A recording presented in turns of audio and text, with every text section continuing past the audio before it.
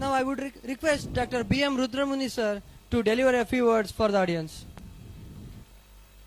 Vishwajyothi Montessori ಶಾಲೆ ಇವತ್ತು 6ನೇ ವಾರ್ಷಿಕೋತ್ಸವ ಆಚರಣೆ ಮಾಡ್ತಾ ಇದೆ. ಅದಕ್ಕೆ ಬಹಳ ಹೆಮ್ಮೆಯಿಂದ ನಾನು ಅವರಿಗೆ ಒಂದು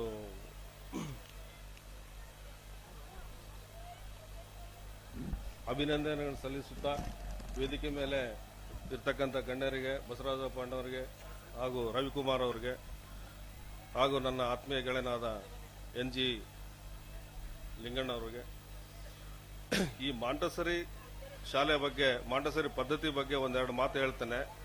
ಡಾಕ್ಟ್ರು ನಿಮಗೆ ಆಲ್ರೆಡಿ ಸ್ವಲ್ಪ ವಿವರವಾಗಿ ತಿಳಿಸಿದ್ದಾರೆ.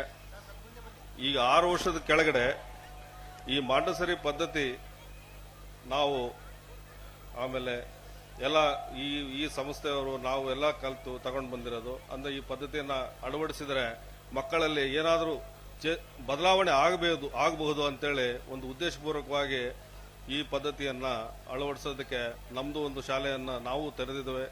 ಅವರು ಎಲ್ಲರೂ ಸಹಕಾರದಿಂದ ಈ ಒಂದು ಮಾಂಟೆಸರಿ ಪದ್ಧತಿಯನ್ನ ಒಂದು ಒಳ್ಳೆ ಒಂದು ಪದ್ಧತಿ ಅಂತೇಳಿ ನಾವು ತಗೊಂಡಿದ್ದೇವೆ. ಮಾಂಟೆಸರಿ ಪದ್ಧತಿಯಲ್ಲಿ ಮಕ್ಕಳ ಬೆಳಿಬೇಕಾದ್ರೆ ಬಹಳ ಡಿಸಿಪ್ಲಿನ್ ಮತ್ತು ಅವರು ಇಂಡಿಪೆಂಡೆಂಟ್ ಆಗಿ ಬೆಳೆಯೋದಕ್ಕೆ ಒಂದು ಅವಕಾಶ ಇರುತ್ತೆ. ಇದರಲ್ಲಿ ಉಪಯೋಗಿಸ್ತಕ್ಕಂಥ ಪ್ರತಿಯೊಂದು ಎಕ್ವಿಪ್ಮೆಂಟ್ಸ್, ಪ್ರತಿಯೊಂದು ಒಂದು ಮಾದರಿಯ ವಸ್ತುಗಳು ಅದರಲ್ಲಿ ಬಹಳಷ್ಟು ಸೈಂಟಿಫಿಕ್ ರೀಸನ್ಸ್ ಇರ್ತವೆ. ಸೈಂಟಿಫಿಕ್ ಆಗಿ ಅದನ್ನು ಬಳಕೆ ಮಾಡಲಾಗುತ್ತೆ.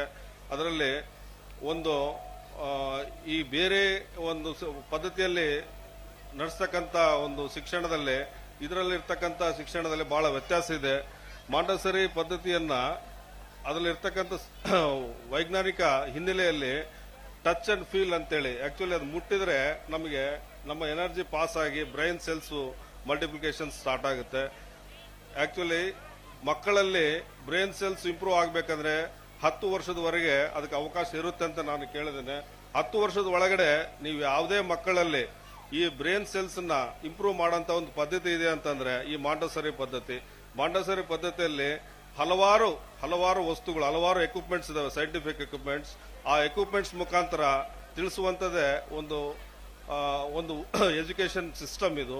ಈ ಸಿಸ್ಟಮ್ ಅಲ್ಲಿ ಬೆಳೆದಂತ ಮಕ್ಕಳು ಮುಂದೆ ಅತ್ಯುನ್ನತ ಪದವಿಗೆ ಹೋಗ್ತಾರೆ ಅಂತೇಳಿ ನಾನು ಹೇಳಬಲ್ಲೆ. ಯಾಕಂದ್ರೆ ನೀವು ಮಾಂಟೆಸರಿ ಪದ್ಧತಿಯಲ್ಲಿ ಇರ್ತಕ್ಕಂಥ ಮಕ್ಕಳು ಬೇರೆ ಸ್ಕೂಲಲ್ಲಿ ಇರ್ತಕ್ಕಂಥ ಮಕ್ಕಳಿಗೆ ನೀವು ಕನಿಷ್ಠ 2 ವರ್ಷ 3 ವರ್ಷ ಆದ್ಮೇಲೆ ನೀವು ಅವರನ್ನ ಕಂಪೇರ್ ಮಾಡಿ ನೋಡಿ, ನಮ್ಮಲ್ಲಿ ಕಲಿತಂತ ವಿದ್ಯಾರ್ಥಿಗಳಿಗೆ ಎಷ್ಟು